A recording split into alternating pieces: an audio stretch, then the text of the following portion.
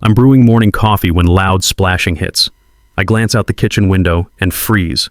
Brenda Whitmore, our power-mad HOA president, is doing laps in my pool like she owns the place.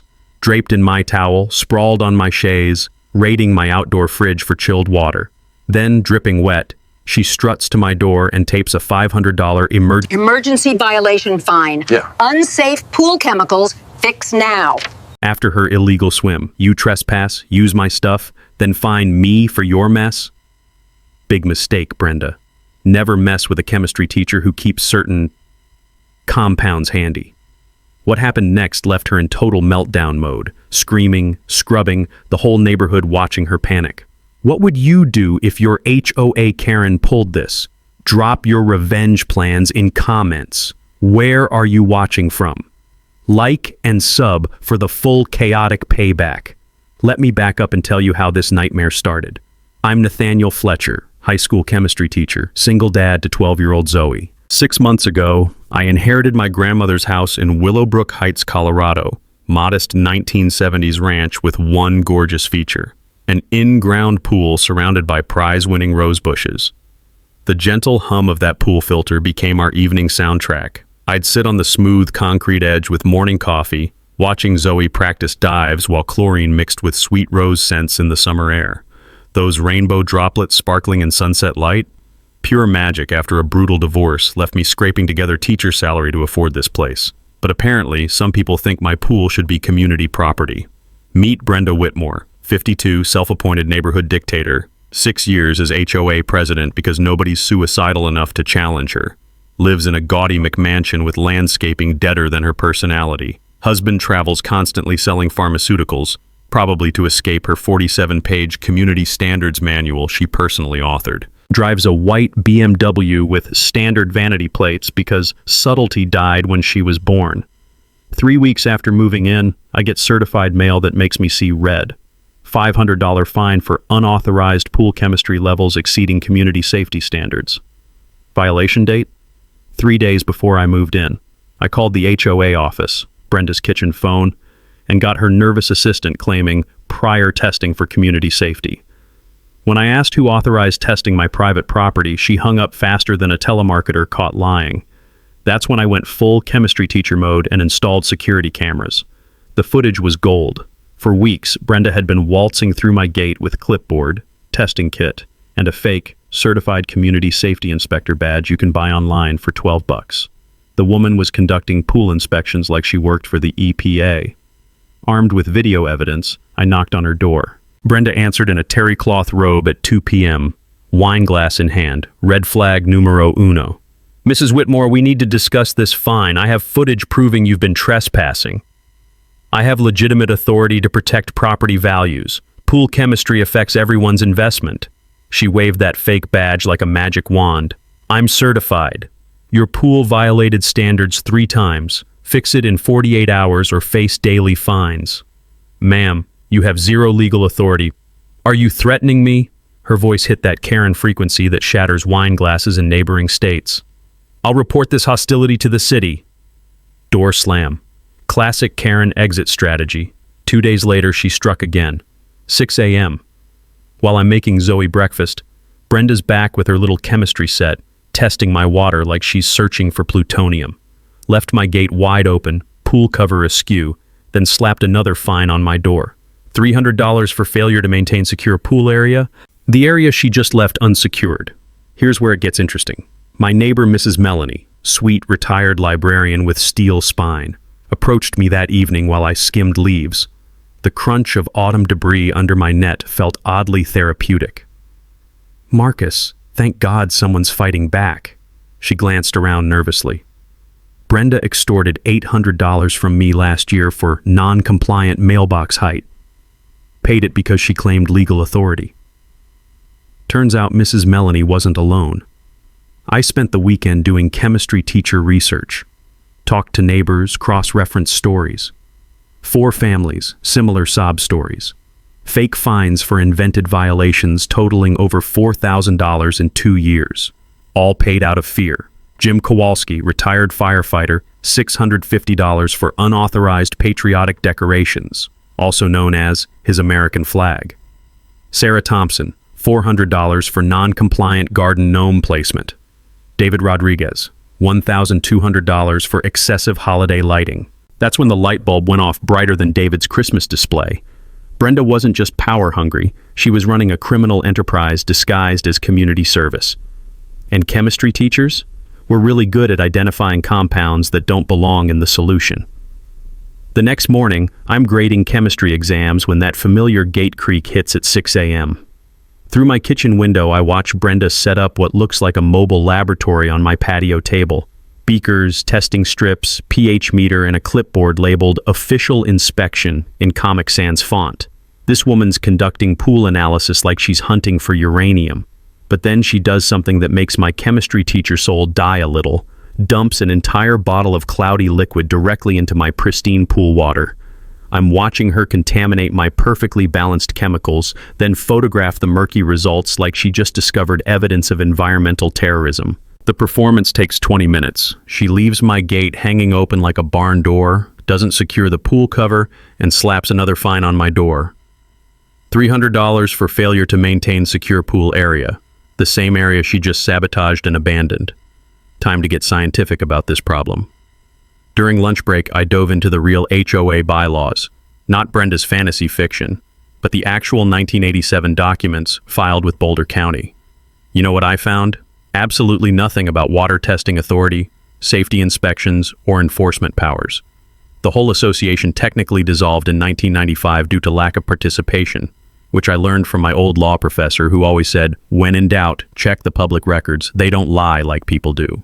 So Brenda's been running a fake HOA for years, collecting money under completely fabricated authority.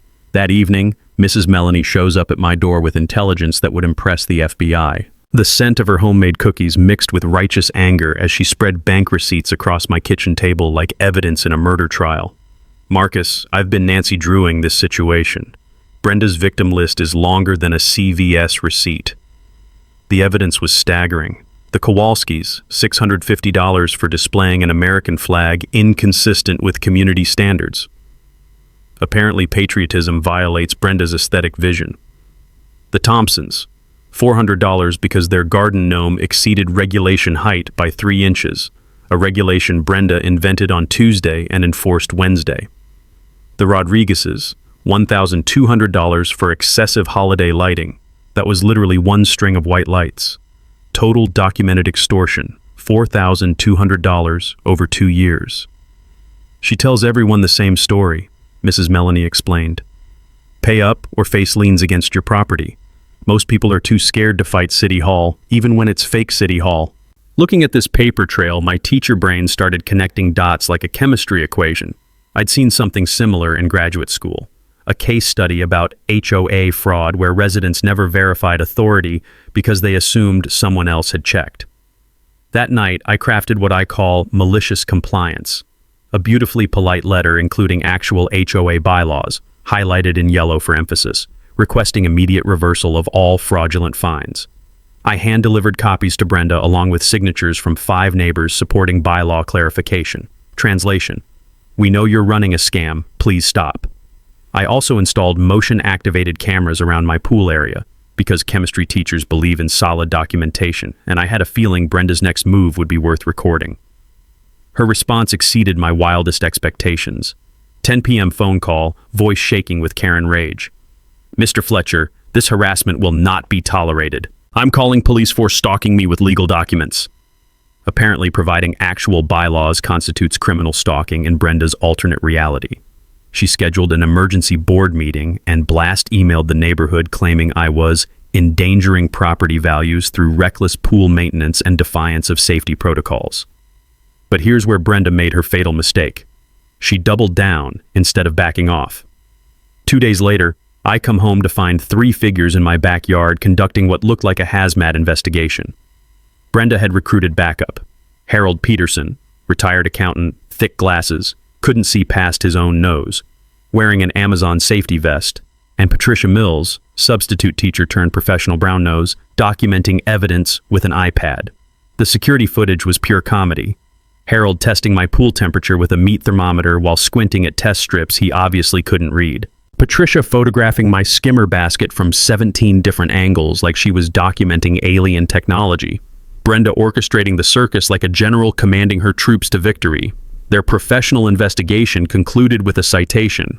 $500 for maintaining pool chemicals requiring immediate professional remediation. Professional remediation of what?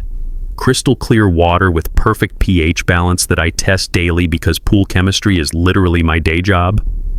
But watching that footage, I realized something important. Brenda wasn't just escalating her scam. She was creating a paper trail of her own criminal activity. Every fake inspection, every fraudulent fine, every trespassing incident was being documented by her own hand. Sometimes the best way to catch a criminal is to let them document their own crimes.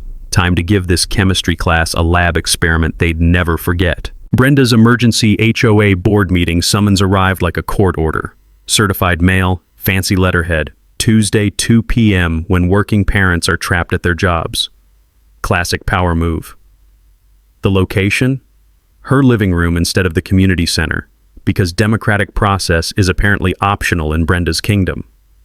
I showed up with legal pad and righteous fury, ready to watch this circus perform. Her living room reeked of vanilla candles fighting a losing battle against anxiety sweat.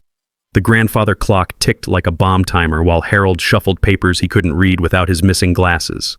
Patricia sat poised with her iPad like a court stenographer, and Bruce the landscaper looked like he'd rather be anywhere else on Earth. This emergency session addresses dangerous defiance by a hostile homeowner, Brenda announced, pointing at me like I was public enemy number one.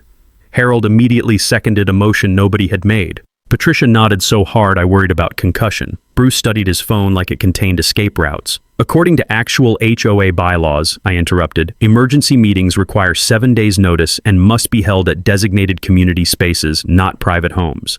Those are outdated rules, she snapped. Current safety protocols override bureaucratic procedures. Safety protocols she'd invented approximately 20 minutes ago. But then Patricia dropped the script I'd been waiting for. We need to see your pool's insurance documentation. The liability risk affects everyone's premiums. Game time. I pulled out 15 years of grandmother's meticulous records, insurance docs, professional inspections, safety certifications dating back to installation. Everything legitimate, documented, bulletproof. Brenda's confident smirk started cracking like old paint. During the coffee break, Bruce approached me with the nervous energy of a man carrying secrets. Your pool gets annual professional inspections? He whispered, glancing toward the kitchen where Brenda was loudly clattering dishes. She told me neighborhood pools weren't being maintained properly. That's when he confessed everything. Last summer, Brenda hired him for water quality assessments on 6 neighborhood pools. $200 cash for what he assumed was legitimate HOA business. He'd collected samples, tested chemicals, documented everything while homeowners were at work, completely without their knowledge or consent. She said it was preventive maintenance to protect property values, Bruce explained, looking sick. I thought I was helping the community. My chemistry teacher brain connected the dots instantly. 6 pools, professional data, detailed documentation. Brenda had been building a surveillance database for over a year. Back in graduate school, we studied a case where fraudsters used legitimate scientific data to support fake claims, manipulating real information to create false narratives. Then came Brenda's grand performance. She produced a thick folder of Bruce's unwitting surveillance work. Professional testing reveals Mr. Fletcher's pool contains dangerous chlorine imbalances, improper pH levels, and contamination risks requiring immediate professional intervention. She was using Bruce's legitimate test results to justify completely fabricated violations.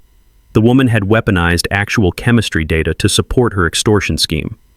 When I requested copies of those test results, Brenda declared them confidential HOA property. Meeting minutes from past 3 years? Privileged information. Financial audit? That's classified. Everything confidential except her authority to fine people, apparently. My announcement about consulting a property attorney, complete bluff but beautifully delivered, turned Brenda's face through more color changes than a mood ring in a microwave. This meeting is postponed due to legal threats and hostile behavior, she declared, banging her coffee mug like a gavel.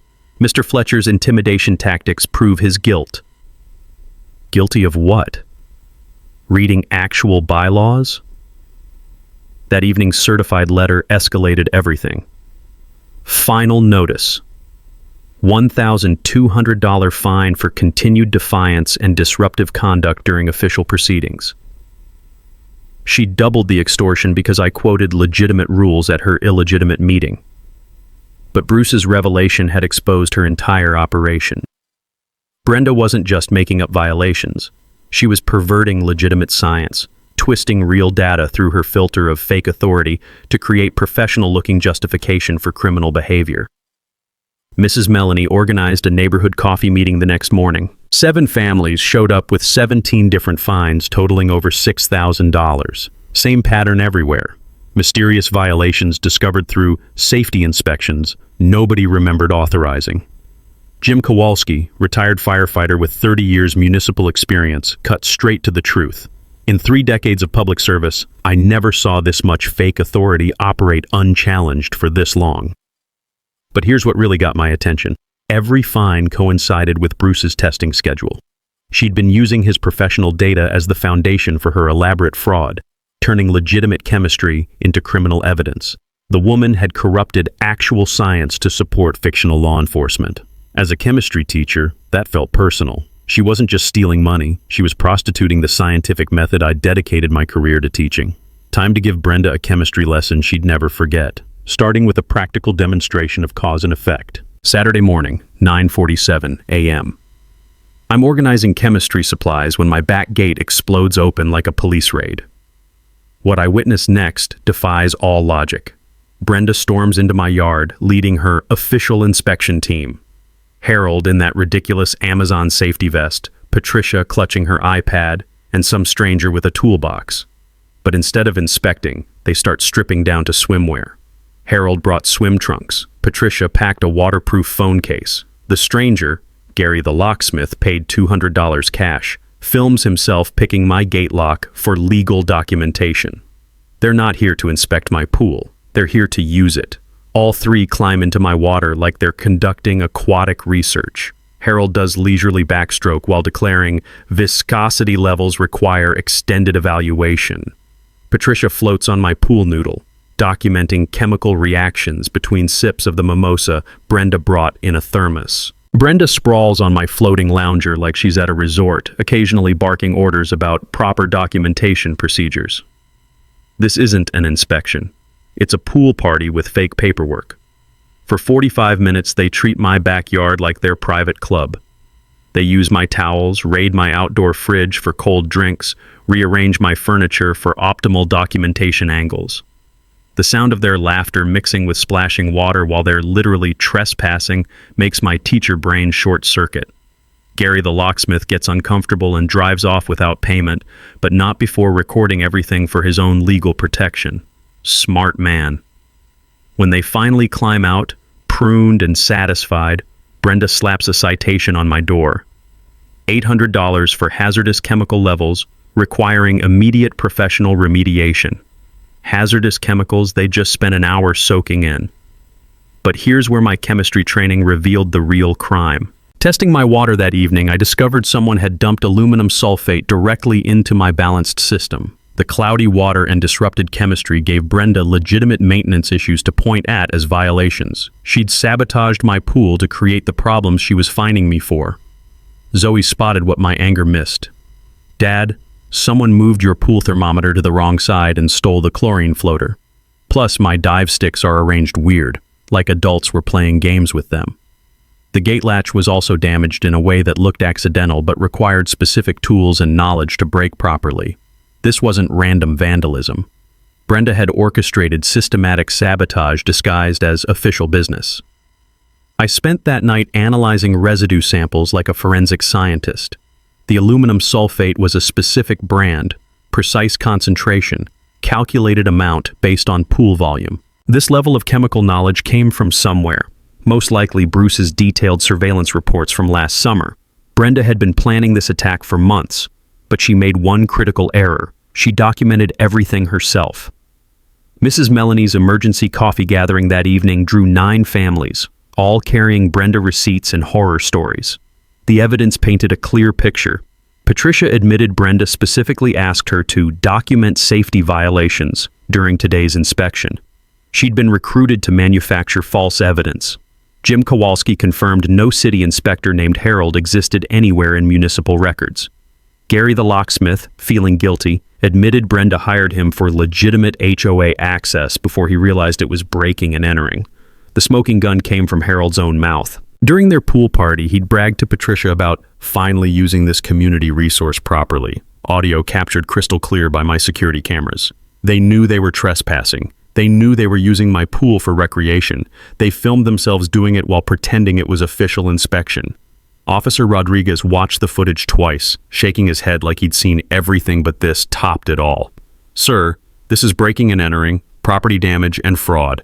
Clear criminal behavior disguised as civil authority." He offered to arrest them immediately. I declined. Not because I felt generous, but because criminal charges would end this too quickly. Brenda would get a slap on the wrist, pay a fine, and probably move somewhere else to run the same scam on new victims. But I had a better idea brewing in my chemistry teacher brain.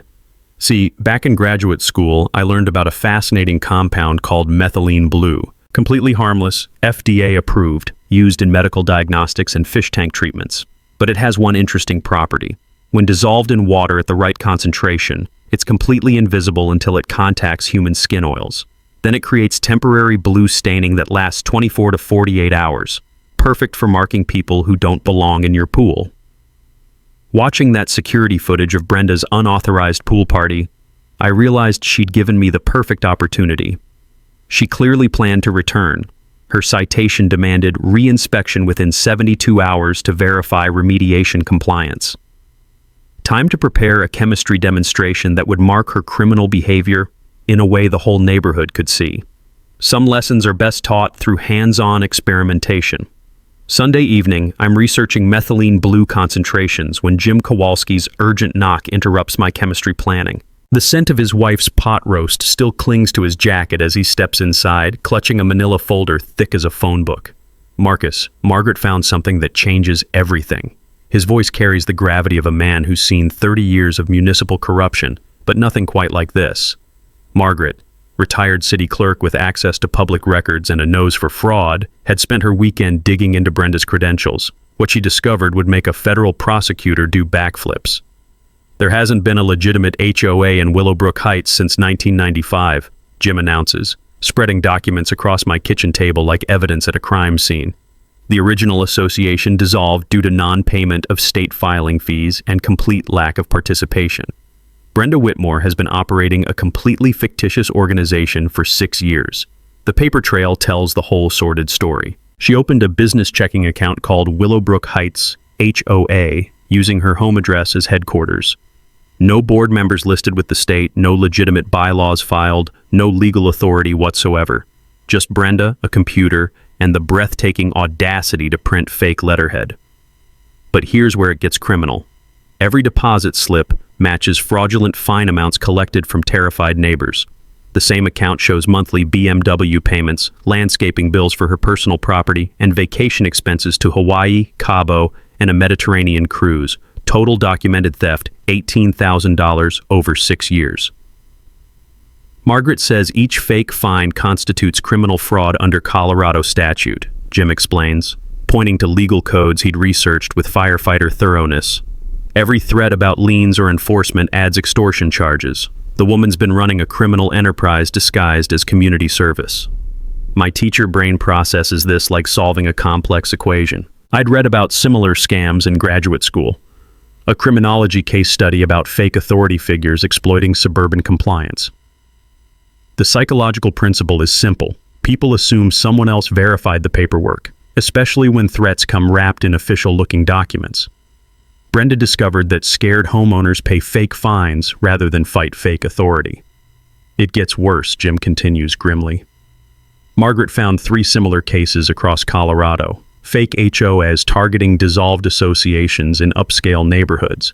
Apparently it's a growing scam. Move in, declare yourself president of a reactivated HOA, then start collecting back dues and violation fines from people too busy to check public records. The criminal genius is sickeningly simple. Exploit suburban assumptions about bureaucracy and authority. But Brenda made one fatal error. She documented everything. Every fake inspection report, Every fraudulent citation, every threatening letter creates an airtight criminal case. Her obsessive record-keeping, meant to project professional authority, actually provides perfect evidence for prosecution. "We could end this right now," Jim suggests, tapping the evidence pile. One phone call to the district attorney and Brenda's looking at multiple felony counts. The temptation is enormous. Immediate justice, criminal prosecution, problem solved. But staring at 6 years of victim statements and fraudulent fines, I realize this community needs more than quiet justice. They need to see exactly how thoroughly they've been played. People who paid thousands in fake fines deserve to watch their tormentors' public downfall. They need front row seats to her destruction. Jim, what if we let Brenda hang herself publicly first? Give the neighborhood a chance to see her true colors before law enforcement takes over? His grin carries 30 years of delayed gratification. "You still planning that chemistry demonstration?" "I'm planning to give this community the most educational science experiment of their lives." Sometimes the best justice is letting criminals expose themselves spectacularly, especially when you can add a little color to the process. Monday evening, my garage looks like a mad scientist's laboratory. Beakers bubbling, pH strips scattered across workbenches, and enough chemical knowledge to make my high school students either terrified or impressed. Time to weaponize my chemistry degree in ways they definitely didn't cover in teacher training. The answer sits in a small blue bottle labeled methylene blue, a compound I'd used years ago during medical lab rotations. The sharp medicinal smell brings back memories of diagnostic procedures and fish tank treatments, but tonight it smells like justice. Here's the beautiful science. Methylene blue is completely FDA approved, harmless as table salt, used in everything from medical diagnostics to aquarium maintenance. But it has one spectacular property perfect for marking trespassers.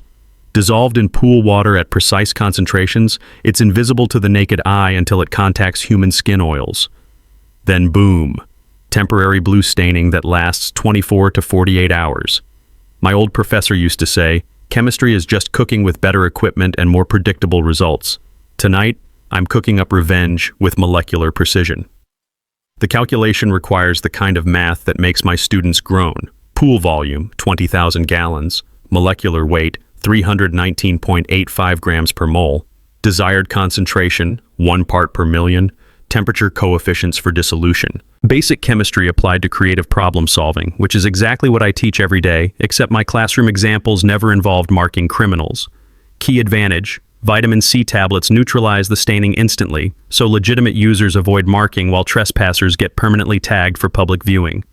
While I'm measuring compounds with scientific precision, Mrs. Melanie orchestrates community response with the efficiency of a retired librarian who's cataloged every neighborhood grievance for 6 years.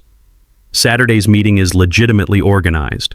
Proper 7-day notice, community center reserved, 11 families confirmed, potluck organized, because nothing builds solidarity like shared casseroles.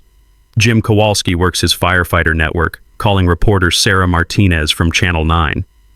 "Got an interesting HOA fraud story developing," he tells her, voice carrying 30 years of public service credibility. "Might want cameras ready Saturday afternoon for potential criminal exposure." The psychological bait requires surgical precision. Through Patricia, who's increasingly uncomfortable with Brenda's escalating demands but trapped by fear and complicity, I plant carefully calculated information.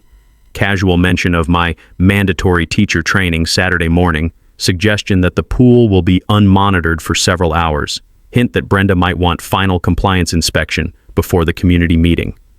Criminal Psychology 101. Give them the opportunity they can't resist. Friday evening, I execute chemical preparation with laboratory precision. The methylene blue dissolves completely in warm distilled water before entering the pool's circulation system. At proper concentration, it's undetectable. No color, no scent, no taste.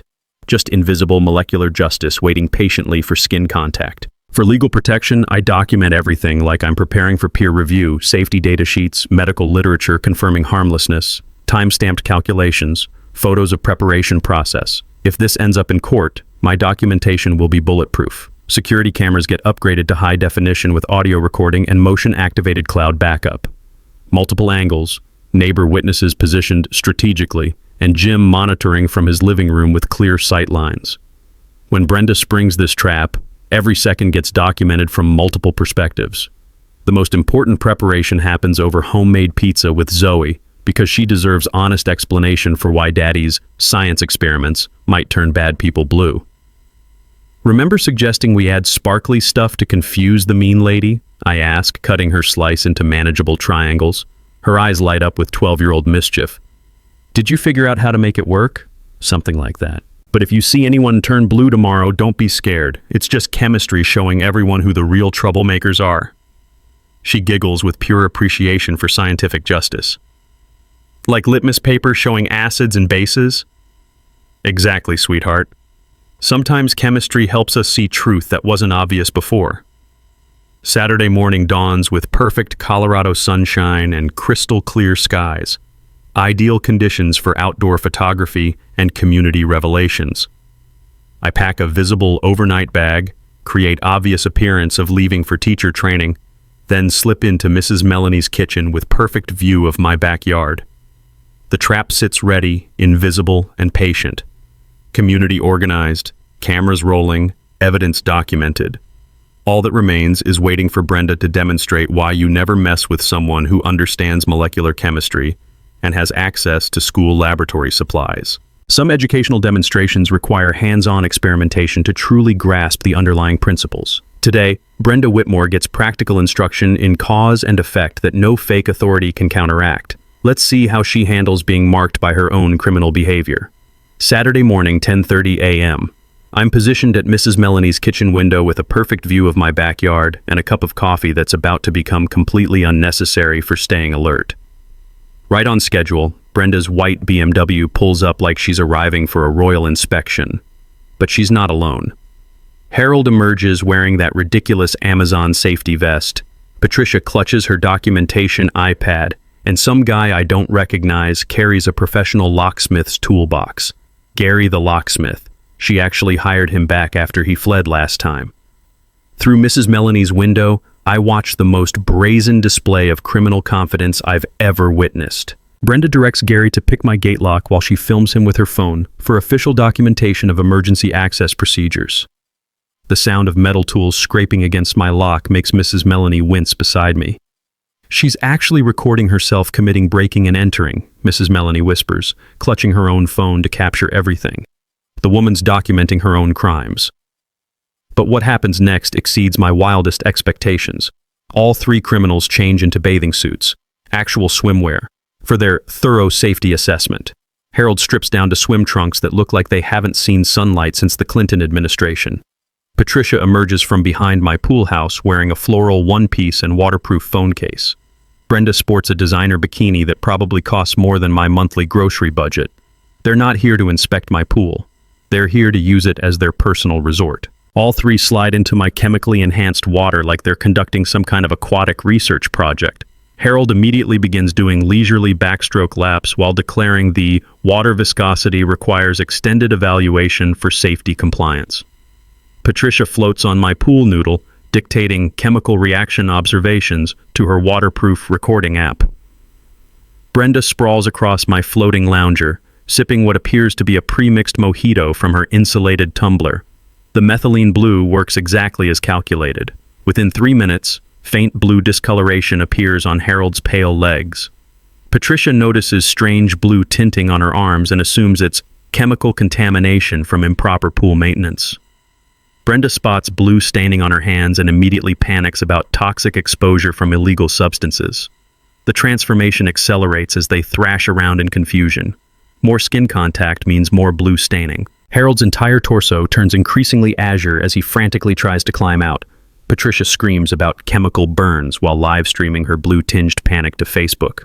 Brenda shrieks about attempted murder by poisoning as her designer bikini contrasts beautifully with her new Smurf-like complexion. All three tumble out of my pool looking like rejected extras from a fantasy movie, dripping blue water and screaming about chemical warfare. Brenda immediately calls 911, voice shaking with Karen rage. "Emergency! We've been poisoned by illegal pool chemicals. Send hazmat teams immediately." Harold frantically scrubs his blue skin with my pool towels, which only spreads the staining and makes everything worse. Patricia continues live streaming while sobbing about community leaders under chemical attack. Gary the locksmith, who stayed safely dry, backs away from the blue chaos and drives off without payment. The emergency response is everything I hoped for and more. Fire department hazmat team arrives first. Jim Kowalski's former colleagues rolling up with full chemical detection equipment. Paramedics assess 3 blue-stained victims for medical emergency while trying not to laugh. Police respond to possible assault with dangerous chemicals, and local news monitoring scanner traffic dispatches reporter Sarah Martinez. My strategic return timing is perfect. I arrive home at 12:45 p.m. to find emergency vehicles surrounding my house and 3 blue-stained criminals being examined by paramedics. I express appropriate shock and concern while offering full cooperation with the investigation. Officers, I'm happy to provide complete chemical inventory and safety documentation, I announce, pulling out meticulously prepared folders. I maintain detailed records of all pool chemicals as required by my insurance policy. The scientific explanation unfolds beautifully. I demonstrate methylene blue's harmless properties with safety data sheets, medical literature, and precise concentration calculations. Paramedics confirm no medical emergency exists, just temporary cosmetic staining from FDA-approved compounds. The hazmat team classifies everything as non-toxic aesthetic reaction. Brenda's desperate spin attempts become increasingly unhinged. She demands criminal charges for deliberate poisoning of community officials, threatens lawsuits for permanent disfigurement and emotional trauma, insists the emergency meeting be postponed due to her medical condition. But reporter Sarah Martinez is already interviewing neighbors about the blue HOA controversy, and Patricia's Facebook livestream is going viral with comments like, "Why were they in someone else's pool?" and "Looks like Smurf's having a meltdown." The community gathering momentum is unstoppable. Neighbors arriving early for the 2 p.m. meeting witness Blue Brenda's complete breakdown.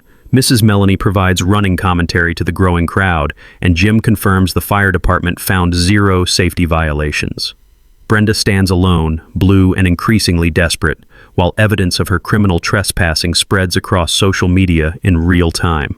Some chemistry demonstrations exceed all educational expectations. Community Center, 2 p.m. Saturday. The parking lot looks like a county fair. 23 neighbors showed up, which breaks every HOA meeting attendance record since 1987. Reporter Sarah Martinez sets up her camera, while photographer Jake captures the crowd. Officer Rodriguez stays to ensure peaceful proceedings, but his bemused expression suggests he's never seen anything quite like this. Brenda arrives still visibly blue despite 40 minutes of scrubbing, wearing long sleeves and a wide-brimmed hat that fools absolutely nobody. Her entrance triggers a wave of whispered commentary and poorly suppressed laughter. "Ladies and gentlemen," she begins, voice shaking with righteous fury, "today I was the victim of a premeditated chemical assault by a dangerous homeowner who booby-trapped his pool to attack legitimate HOA officials." Harold nods vigorously from the back row, his blue-tinged hands folded like he's praying for credibility. Patricia sits hunched over her phone, desperately trying to delete her viral Facebook live stream that's already been screenshot 1,000 times. Brenda produces a thick folder of documented violations and safety concerns, waving it like evidence in a murder trial. This criminal deliberately poisoned community leaders conducting lawful safety inspections. I demand your support for immediate criminal prosecution and civil litigation. That's my cue. Mrs. Whitmore, before we discuss prosecution, perhaps the community should see what actually happened. I connect my laptop to the projector and pull up crystal clear security footage on the community center's main screen. The room falls dead silent as they watch Brenda's crew pick my gate lock, change into swimwear, and spend 40 minutes using my pool as their personal resort. Audio captures Harold's declaration that he's finally getting some benefit from this community pool inspection program while doing leisurely backstroke laps. When the footage shows all 3 scrambling out, blue-stained and panicking, nervous laughter ripples through the crowd. Now let's discuss the real criminal behavior, I continue, switching to financial documents. Bank records showing Brenda's fake HOA account appear on screen like evidence at a federal trial. 6 years of fraudulent fines, $18,000 stolen from neighbors, monthly BMW payments funded by extortion. The community reaction is immediate and explosive. Mrs. Melanie stands first. $800 for a fake mailbox violation. I paid because she threatened to put a lien on my house. Jim Kowalski. $650 for flying an American flag. She said patriotic displays violated community aesthetic standards she invented. Sarah Thompson. $400 for garden gnome placement. Apparently my gnome was 3 inches too tall according to regulations that don't exist. David Rodriguez. $1,200 for Christmas lights. She called it excessive holiday display and threatened daily fines until I paid. One by one, victims share their stories while Brenda's blue face cycles through shades of panic that have nothing to do with methylene blue. The math becomes undeniable. Systematic fraud targeting every family brave enough to speak up. "This is all lies and conspiracy," Brenda shrieks, blue mascara streaking down her still blue cheeks. "I've served this community for 6 years. You're all ungrateful for my sacrifice and dedication." That's when Officer Rodriguez steps forward with information that destroys her final defense.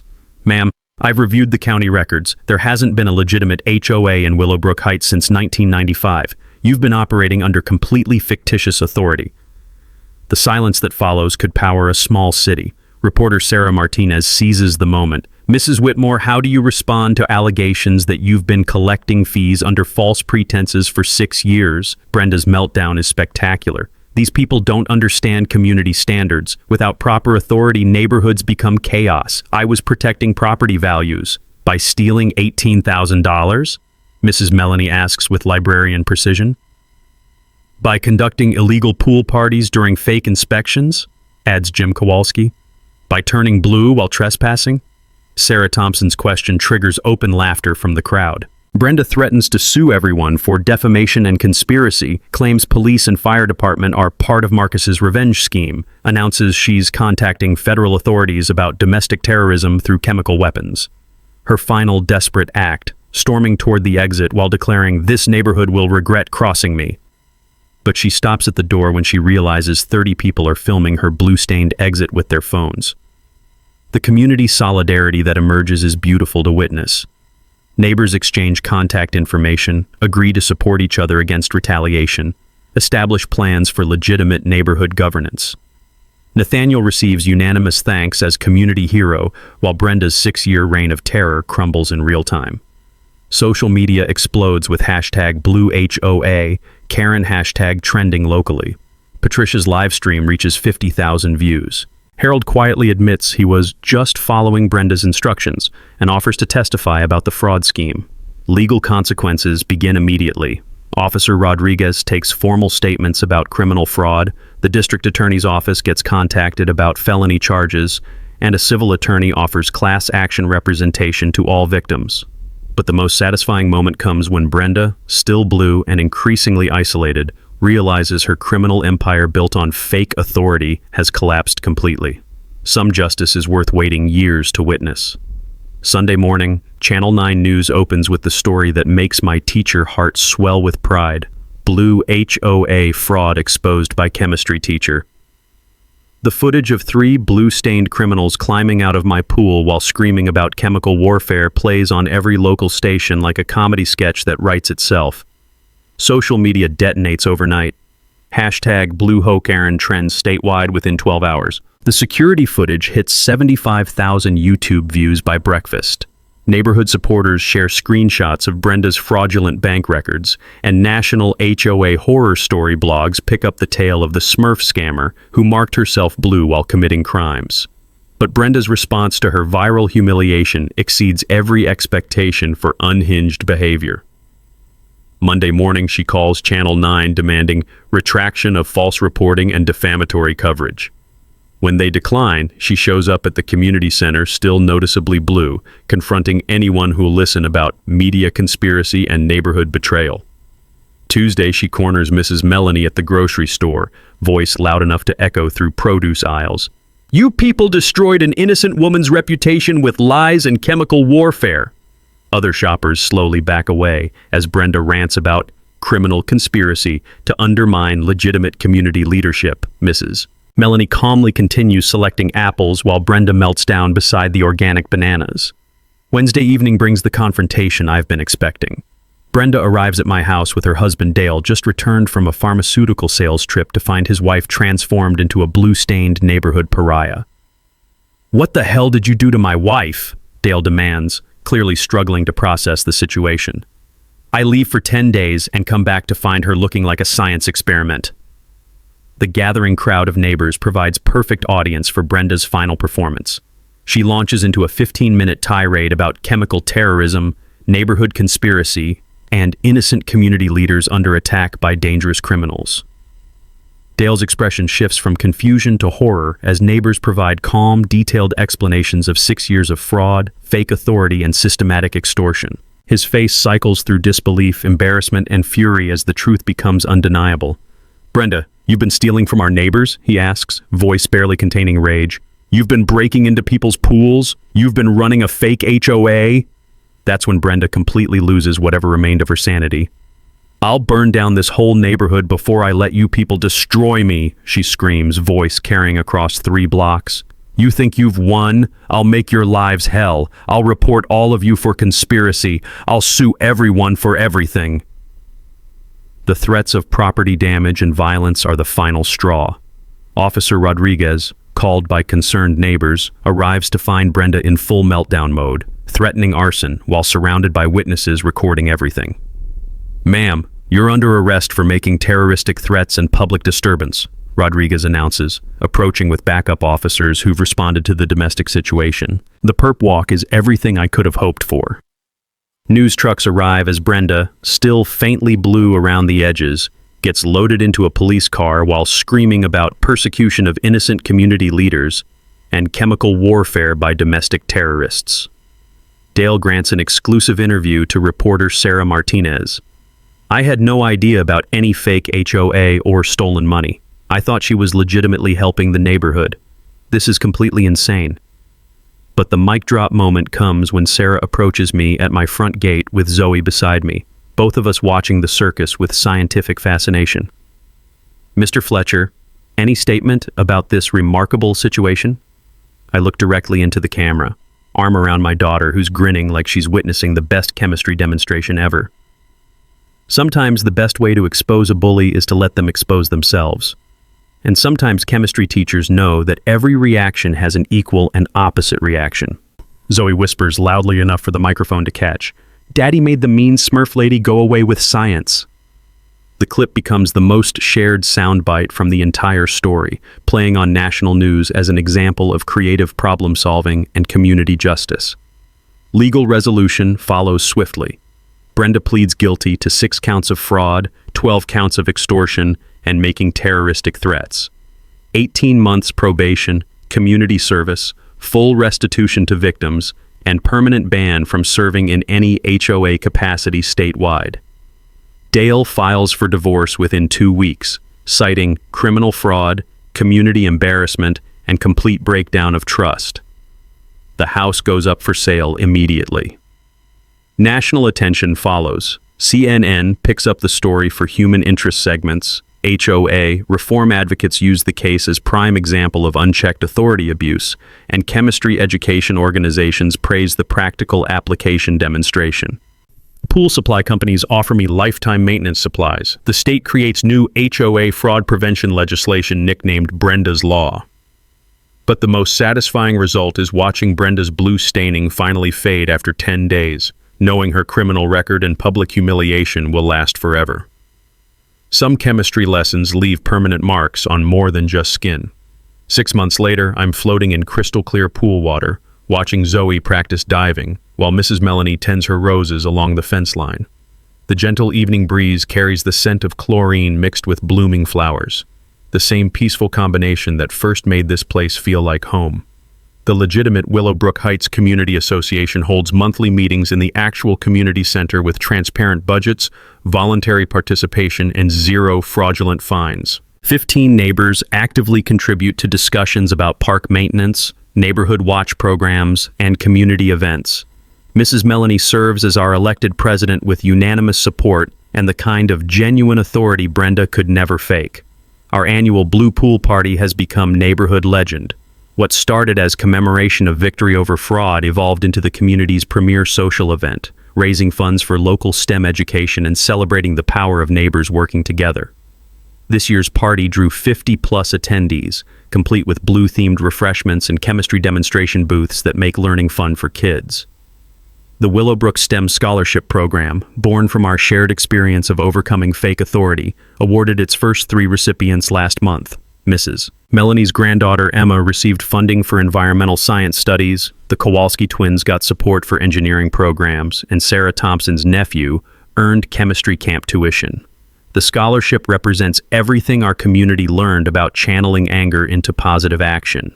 But the real transformation goes deeper than money or programs. Property values increased 12% this year due to positive media coverage and genuine community cooperation. The Neighborhood Watch program Jim Kowalski organized has eliminated break-ins and vandalism. Monthly potlucks strengthen relationships that fraud and fear had damaged for years.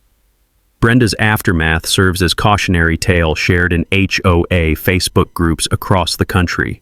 She moved to Arizona after her divorce finalized, required to disclose her fraud conviction on rental applications, and barred from community leadership roles by court order. Her story appears in consumer protection educational materials and legal textbooks as a case study in suburban fraud. Dale rebuilt his reputation through genuine community service, volunteering with neighborhood cleanup efforts and openly sharing his experience about recognizing manipulation. "I was traveling so much I never questioned her authority," he told the local paper. "Now I know that blind trust enables criminal behavior." The broader impact exceeds our little neighborhood. Colorado passed legislation requiring HOA transparency and public verification of authority. Consumer protection offices statewide use our case for educational presentations about questioning fake authority. I've spoken at teacher conferences about real-world chemistry applications and creative problem-solving techniques that engage students while serving justice. My chemistry classes now include a unit on applied chemistry for social good, where students learn about methylene blue, consumer fraud detection, and using scientific knowledge to protect communities. Zoe, starting high school chemistry 2 years early, helps design experiments that teach both molecular science and critical thinking about authority claims. The pool remains our neighborhood gathering spot, but now it represents something larger. Proof that ordinary people can defeat systematic fraud through patience, documentation, and well-applied chemistry knowledge. Every summer evening, when neighbors drop by for spontaneous conversations over the fence, I'm reminded that community strength grows from shared struggle and mutual support. Local news returns annually for Where Are They Now? Follow-up segments, documenting our thriving neighborhood association and expanding scholarship program. The contrast between current cooperation and Brenda's reign of terror illustrates how quickly communities recover when fake authority gets replaced by genuine collaboration. Teaching moments continue daily. When new neighbors ask about our community's unusual history, we share the full story as education about verification, documentation, and collective action. The tale of the blue HOA Karen becomes a teaching tool for recognizing and confronting fraud wherever it appears. As I type this, watching Zoe organize chemistry supplies for tomorrow's neighborhood science fair, I realize our victory created something Brenda never imagined. Authentic community built on transparency, mutual respect, and shared commitment to protecting each other from future scams. You know, Nathaniel had every right to call the police first time he saw those people using his pool. Most people would have lost it. Hell, most people would have completely lost it when they see $15,000 in fraudulent fines. But Nathaniel didn't, and that's what made the difference. Brenda ran this scam for 6 years because she understood something about people. We don't like confrontation. We hope that someone else checked the law, we pay the fines and just hope that it would go away. And she was counting on that fear. But Nathaniel took the time to read the 1987 bylaws and documented everything. He built a case instead of getting angry.